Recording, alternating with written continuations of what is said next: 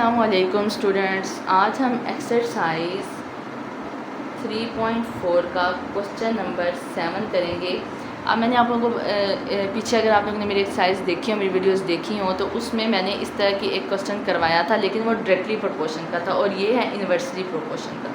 इसका formula different है, ये और तरह से करना है। इन्वर्सली प्रोपोर्शन का ये क्वेश्चन है, ठीक है।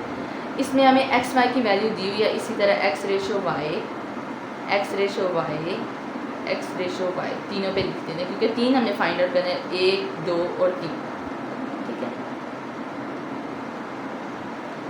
अब हमें एक्स की वैल्यू दी हुई है 2, वाई की दी हुई है 8, ये तीनों पे लिख दो, ठीक है। अब हमें एक्स की दी हुई है 4, वाई हमने मालूम करना है, ठीक है।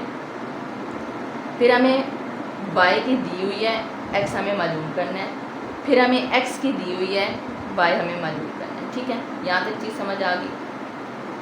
उसके बाद जिस तरफ वाई या एक्स हो उस तरफ हमने नीचे को लेके आना है, इधर को हमने ऊपर को लेके आना है,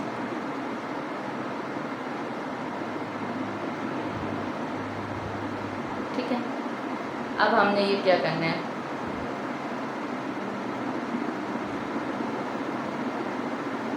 four over 2 8 over y, 4y, 8 multiplied 2 divided by 4 divided by 4, y is equal to 4 1s are 4, 4 2s are 8, 2 2s are 4, यानी इस जगह पे हमारे पास आ गया 4 आंसर, ठीक है। नेक्स्ट इसी तरह अब हमने करना है, पहले हम इसको जो 3 जहाँ से स्टार्ट होता है वो वैल्यू ऊपर, दूसरी नीचे, ठीक है। क्रॉस मल्टीप्लिकेशन 2 मल्टीप्लाई 8 और 2 मल्टीप्लाई एक्स,